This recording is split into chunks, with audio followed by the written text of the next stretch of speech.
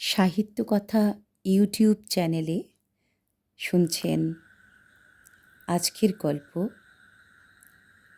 ডাকাতে বামুন। গল্পটি লিখেছেন খগেন্দ্রনাথ মিত্র। মুকুন্দপুরের রেল স্টেশন থেকে বকুলডাঙ্গা পাক্কা 4.5 ক্রোশ। মাঝে হাড়ভাঙা বিল। পথটা গেছে বিলের উত্তর ধার দিয়ে। সে সময় ওই দিকটা জুড়ে ছিল একটা প্রকাণ্ড সরবন। লোকে সন্ধ্যার পর একা সে পথে চলত না। সেদিন গোবিন্দ চক্রবর্তী মশাই চলেছেন বকুলডাঙ্গায় তার এক শিষ্য গোবর্ধন দাসের বাড়ি। আগে থেকে খবরপত্র দেননি, সেজন্য স্টেশনে গাড়ি বা লোকজনের ব্যবস্থা ছিল না। ট্রেন থেকে নেমে চক্রবর্তী মশাই 2-1 সঙ্গী বা গাড়ি খুঁজলেন। প্রথমটি তো পাওয়া গেলই না, দ্বিতীয়টিও যা একখানা পেলেন তার গাড়োয়ান সোজাসুজি জানিয়ে দিলে, ওদিকে যেতে পারবো না বাবু। তখনও বেলা ছিল। চক্রবর্তী মশাই ভাবলেন, 4.5 ক্রোশ পথ, এমন আর কি। তার উপর জায়গাটাও নিতান্ত অচেনা নয়, হেঁটেই পথটা কাবার করে দেবেন। সেজন্য আর কাল বিলম্ব না করে সাদা ক্যাম্বিসের ব্যাগটা হাতে ঝুলিয়ে শ্রী দুর্গা শ্রী দুর্গা বলে স্টেশন থেকে বেরিয়ে পড়লেন। আষাঢ় মাস, আকাশে মেঘ ছিলই। পোয়াটাক পথ পার হতে না হতেই পূব দিক থেকে আরও একরাশ মেঘ এসে সব ঢেকে ঝুপঝুপ করে বৃষ্টি নামল। চক্রবর্তী মশাই ছাতাটা খুলে মাথায় দিলেন। বৃষ্টির ধরন দেখে তার মনে হলো কিছুক্ষণের মধ্যেই তা ধরে যাবে, কিন্তু ক্রোশ 1.5 গিয়েও যখন ধরল না, তখন আর কি করেন। সেই সঙ্গে এমন অন্ধকার করে এলো, মনে হতে লাগলো সন্ধ্যা লেগেছে। একে জল কাদা ভরা কাঁচা পথ, তার ওপর এরকম বৃষ্টি। চক্রবর্তী মশাই কিছু বিব্রত হয়ে পড়লেন। তিনি এদিক ওদিক তাকিয়ে দেখতে লাগলেন, যদি কোথাও একখানা আটচালা বা একটা বড় গাছও থাকে যার নিচে গিয়ে খানিক দাঁড়াতে পারেন। জল কাদায় সাদা ক্যাম্বিসের জুতো জোড়াকে আর জুতো বলে চেনা যায় না। বৃষ্টির ছাঁটে ব্যাগটা, পরনের কাপড়, গলার সিল্কের চাদরখানা, এমনকি পৈতাগাছাটিও পর্যন্ত ভিজে জাব হয়ে গেছে। এর ওপর আরও 2টি উপসর্গ আছে, বাতাসের ঝাপটা ও বিদ্যুতের ঝিলিক। ছাতার কাপড় চুঁইয়ে এবং বাঁটের ওপর দিক থেকেও জল গড়িয়ে হাত ও কোনোই ভিজে যাচ্ছে, কিন্তু কোনো আশ্রয়ই তার চোখে পড়ল না। অগত্যা ছাঁট আড়াল দেবার জন্য ছাতাটা একটু কাত করে ধীরে ধীরে এগোতে লাগলেন। এইভাবে কত দূর যে গেছেন তার হিসেব নেই। হঠাৎ একটা শোঁ শোঁ শব্দে মাথা তুলে দেখেন সামনে জঙ্গল। অন্ধকার তখন আর একটু ঘন ও ভারী হয়ে এসেছে। সেজন্য জঙ্গলটা যে ঠিক কিসের তা প্রথমটা ঠাহর হলো না। আরও কয়েক পা গিয়ে বুঝলেন হাড় ভাঙা বিলের উত্তরে সরবনের মধ্যে পৌঁছেছেন। এবার তাকে ওই বন ভেঙে যেতে হবে। একে বর্ষার অন্ধকার সন্ধ্যা, তার উপর চক্রবর্তীমশাই বনটার মধ্যে ঢুকতেই তার মনে হলো মাথা সমান উঁচু সরগাছগুলো যেন পথের দুপাশ থেকে তাকে ধরবার জন্যে সরু সরু আঙুল বাড়িয়ে তার দিকে ঝুঁকে পড়েছে। বনের মাথায় পিটপিট করে জোনাকি জ্বলছিল। তলায় ব্যাঙ ও ঝিঁঝিগুলো পাল্লা দিয়ে চিৎকার জুড়ে দিয়েছে। ওই সামান্য আলোর ফোঁটাগুলো ও ক্ষুদ্র প্রাণীগুলোর ডাকও তার ভালো লাগলো না। তিনি এক পাশ দিয়ে যাচ্ছিলেন। পথের মাঝখানে সরে আসতেই দেখেন সামনে একটা ছায়া মূর্তি।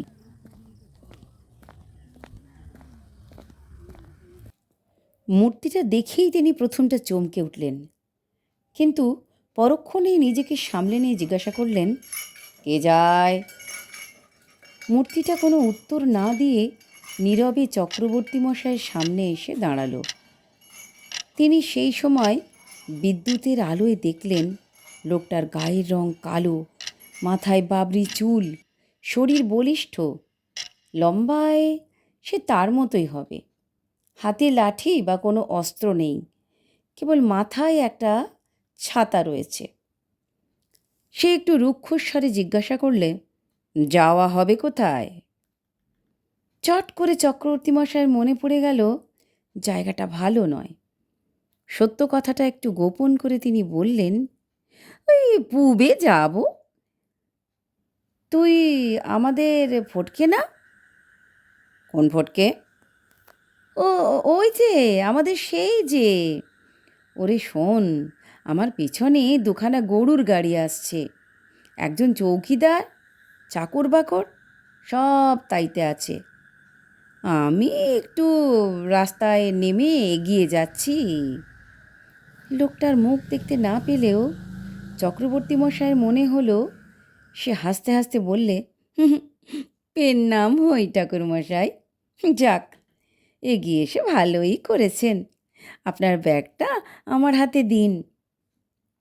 না বাপু, এতে আমার পুজোর কাপড় গঙ্গা জল আছে। তুই যাচ্ছিস কোথায়?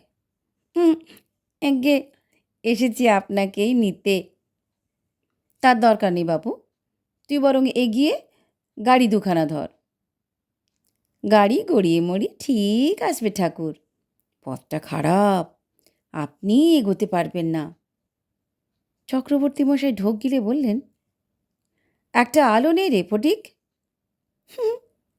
এই জঙ্গলে আলো কোথায় পাওয়া যাবে? আলো পাবেন সেই গাঁয়ে। চলুন, আবার বুঝি জল আসবে। তবে আমার আগে আগে চল। আপনি বেরাম্বন মানুষ, আপনার আগে আগে হাঁটতে পারবো না ঠাকুর। বলে লোকটা চক্রবর্তী মশাইয়ের পেছন দিকে সরে গেল। চক্রবর্তী মশাই দেখলেন আর নিস্তার নেই। বললেন, তবে পিছনেই আয়, কিন্তু গাড়ি দুখানার একটু খোঁজ। গাড়ি ঠিক আসবে ঠাকুর মশাই। দুজনে চলেছেন, কারও মুখে কথা নেই।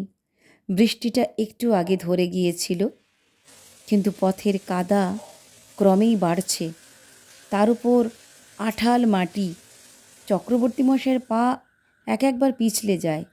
তিনি টাল সামলাবার জন্য ছাতাটাকে মুঠোর মধ্যে মুড়ে লাঠির মতো করে নিলেন। আরও কিছু দূর গিয়ে তিনি সেই লোকটাকে বললেন, হ্যাঁ বাপু ফটিক, কী বলছেন বাবা ঠাকুর? বিলটা এখান থেকে কত দূর? ওই যে বাঁ ধারে। ওখানে মানুষজন কিছুই নেই। আমি তা বলছি নে। তার কথা শেষ না হতেই দূরে বার কয়েক কোক পাখি ডেকে উঠল। সর্বনেও কোক পাখি থাকে, সাপ ধরে খায় এবং রাতের বেলায় ডাকে। এ কথা চক্রবর্তী মশাই জানেন, তবুও তার বুকটা ছ্যাঁত করে উঠল। তার পিছনেও একটা পাখি বার দুই ডেকে উঠল, কুকুক কুকুক। তারপরই সব চুপ, কেবল ব্যাঙ ও ঝিঁঝি ডাকছে। সর্বনের মধ্যে বাতাসের শব্দ চলছে, শোঁ শোঁ। চক্রবর্তী মশাই মনে হলো ওটা যেন মেয়ে ছেলের কান্না। তিনি ভাবলেন, কি অশুভ লগ্নে আজ যাত্রা শুরু করেছিলাম। এই সর্বনে অপঘাতে প্রাণ নষ্ট হবে। আরও কিছু দূর গিয়ে বাঁ ধার থেকে একটা অস্পষ্ট শব্দ ভেসে এলো কানে। চক্রবর্তী মশাই জিজ্ঞাসা করলেন, ফটিক, ডাহুক ডাহুকের ডাক শোনা যায় না? ফটিক বলে উঠল, জঙ্গলে কত কি ডাকে। ওই তো বাঁয়ে বিলের ধারে শ্মশান, ওই আলো দেখা যায়। চক্রবর্তী মশাইয়ের বাঁ ধারে তাকিয়ে দেখলেন সত্যই জঙ্গলের মধ্যে এক জায়গায় একটু আলো দেখা যায়। তার মন হঠাৎ ভয় ও ভরসায় দোল খেতে লাগলো। একবার ভাবলেন ওদিক পানে ছুট দেন, নিশ্চয়ই কেউ ওখানে শবদাহ করছে। আবার মনে হলো তার বদলে যদি ওখানে কোনো কাপালিক থাকে তবে তাঁকেই বলি দিয়ে সে সিদ্ধি লাভ করবে। এমন সময় ফটিক বললে, বাবা ঠাকুর, গাঁয়ের পথ ধরো। ঠিক তখনই ডান ধার থেকে কয়েকটা শিয়াল বড় করুণ স্বরে ডেকে উঠল, ও ও ওই যে আবার সেই শব্দটা, ও যে বাঘের ডাকের মতো বোধ হয়। চক্রবর্তী মশাইয়ের তালু শুকিয়ে এলো। তিনি থমকে দাঁড়িয়ে বললেন, ফটিক, ওটা বড় শিয়ালের ডাক নয়? হ্যাঁ, কেঁদো ডাকছে, পা চালিয়ে চলুন। কোন দিকে? বাঁয়ে। ওদিকে তো বাপু শ্মশান, শব্দটাও যে ওই দিক থেকেই আসছে। তাতে আপনার ভয় কি? কেঁদোয় খেলে আমাকেই খাবে। তুমি সঙ্গে আছো যখন, তখন ভয় কিছু নয়। তবে ওদিকের পথটা ঘুর হবে না? ওইখানেই তো পথটা শেষ হয়েছে। বলিস কি রে? তবে কি? হ্যাঁ গো ঠাকুর, কেঁদোয় আড্ডায় এসেছ, এখন ভালো মানুষের মতো চলো, না হলে টুঁটি কেটে ফেলবো।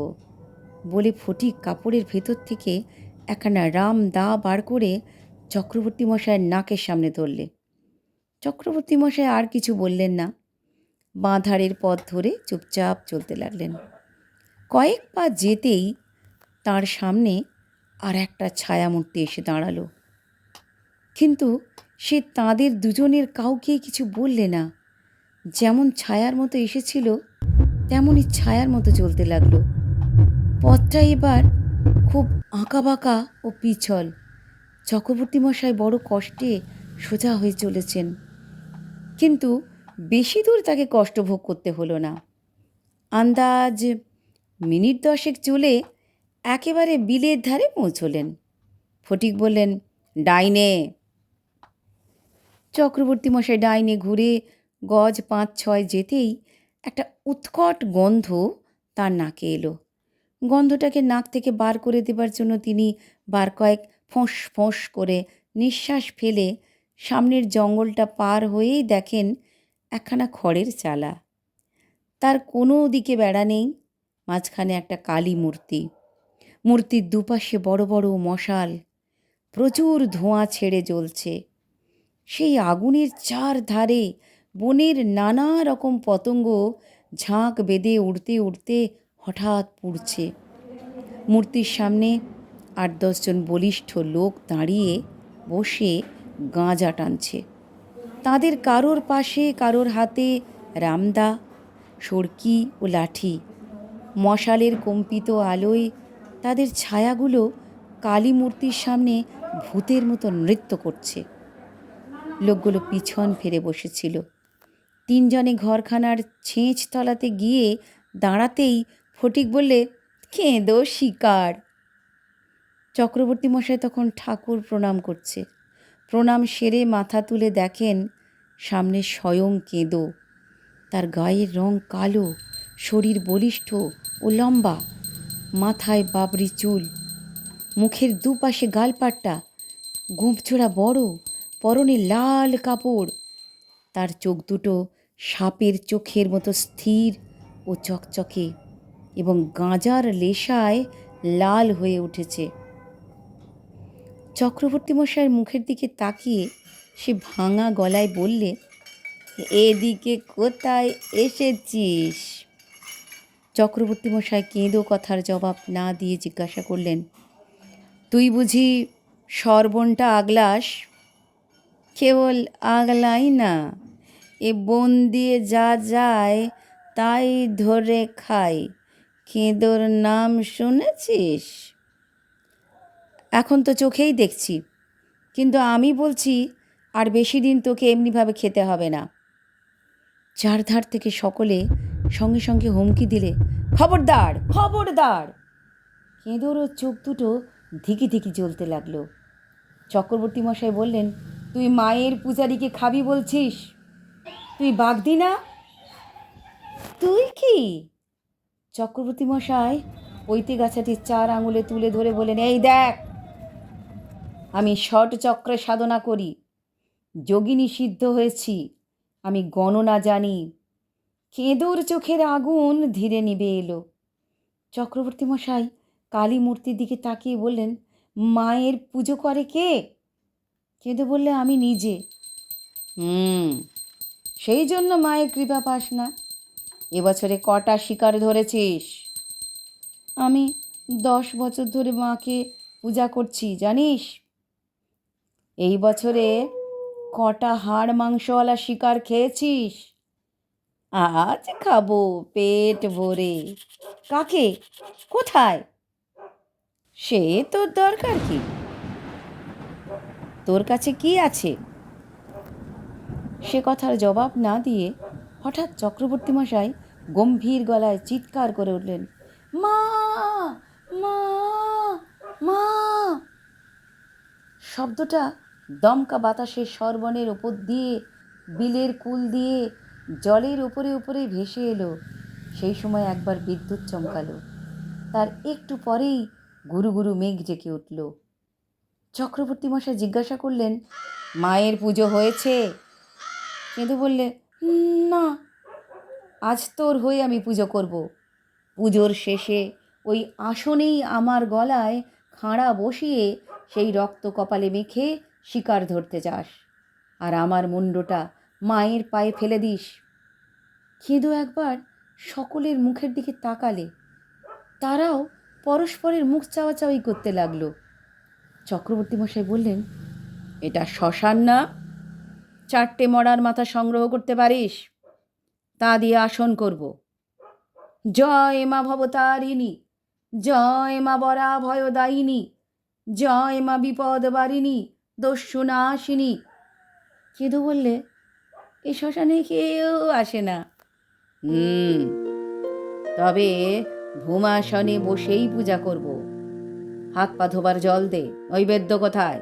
ফুলচন্দন কই? বলির জোগাড় আছে তো? বলি? হ্যাঁ, মায়ের পুজোর জন্য রক্ত চাই। কাঁচা গরম রক্ত না হলে মায়ের তৃপ্তি হবে না। কেঁদো বললে, মেঘা, একটা পাঁঠা নিয়ে আয়।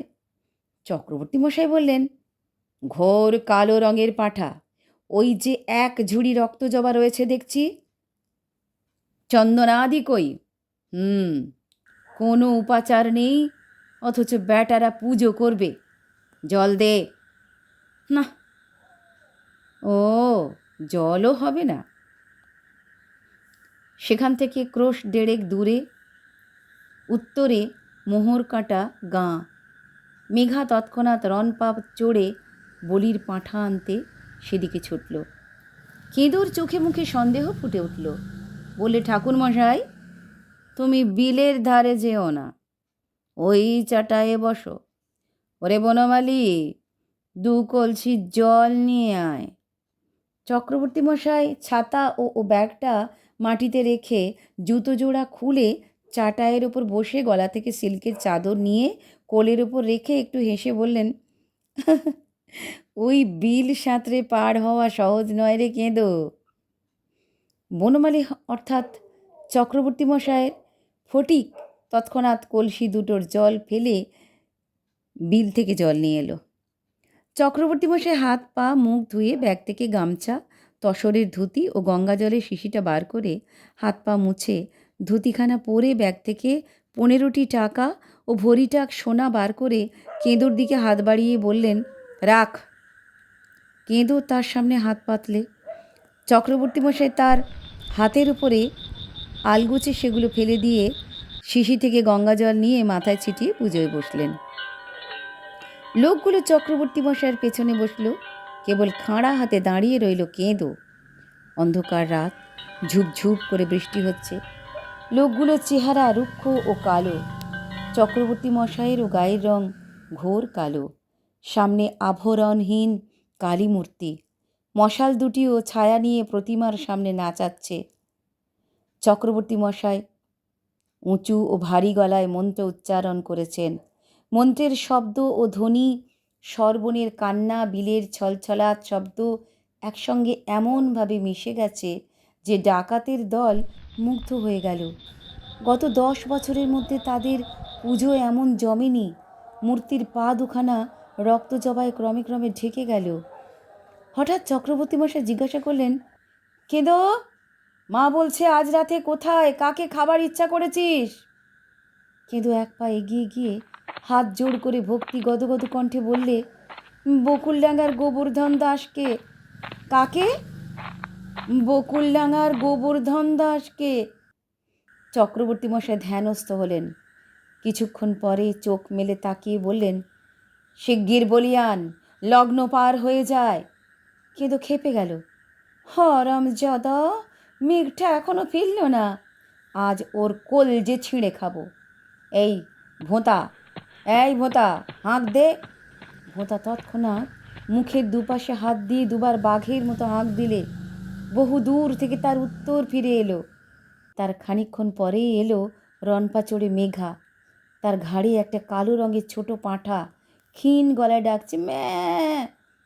পাঁঠাটার পা চারখানা একসঙ্গে মেঘার গলার নিচে নারকেল দড়ি দিয়ে বাঁধা।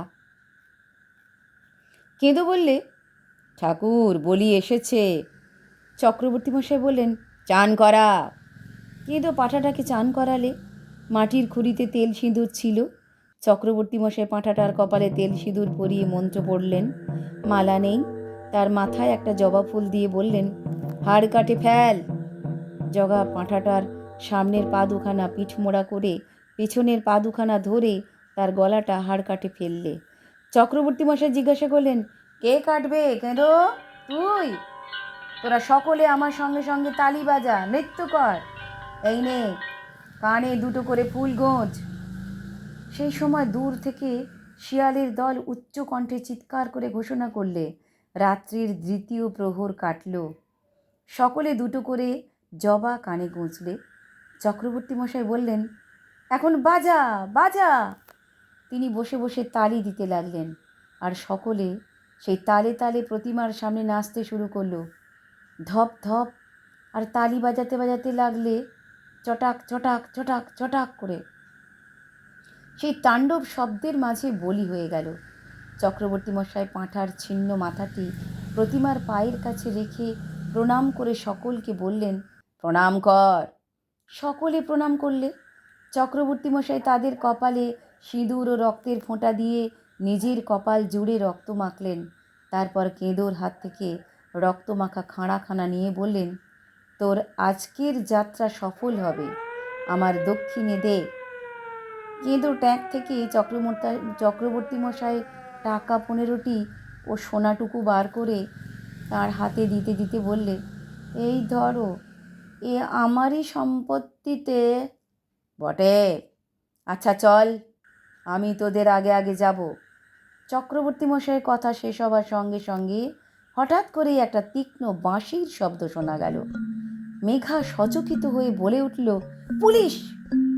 চক্রবর্তী মশাই দেখলেন চারধারে লাল পাগড়ির বেড়া, তাদের হাতে বন্দুক ও মশাল।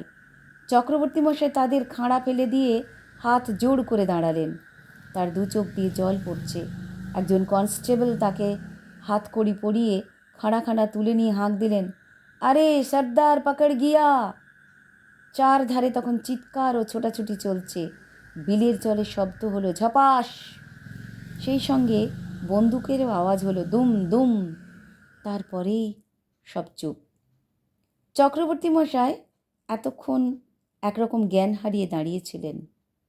হঠাৎ একটা কনস্টেবলের গুঁতোয় তার চমক ভাঙল।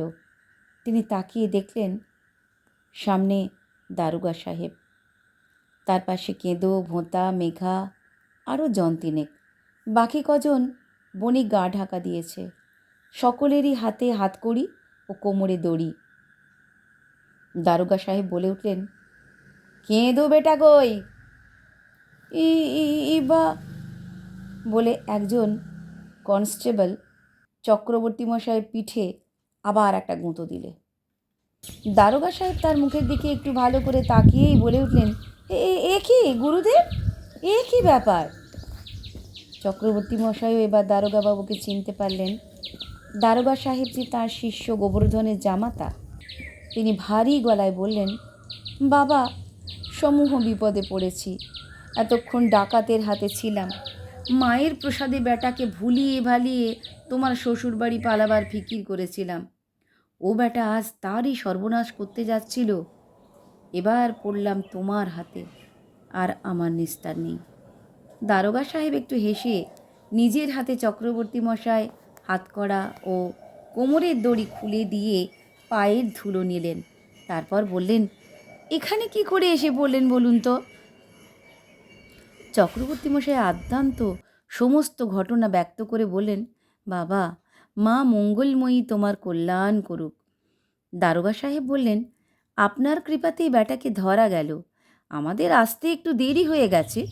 চলুন, গরুর গাড়ি দাঁড়িয়ে আছে, আমি ঘোড়ায় যাব। সেখানে মালপত্র যা পাওয়া গেল সব তুলে নিয়ে সকলে বকুলডাঙ্গার দিকে রওনা হলো। এই ঘটনার দিন কয়েক পরে আরও দুজন ডাকাত ধরা পড়ল, কিন্তু বাকি তিনজনকে আর পাওয়া গেল না। তারপর তাদের যথারীতি বিচার হলো।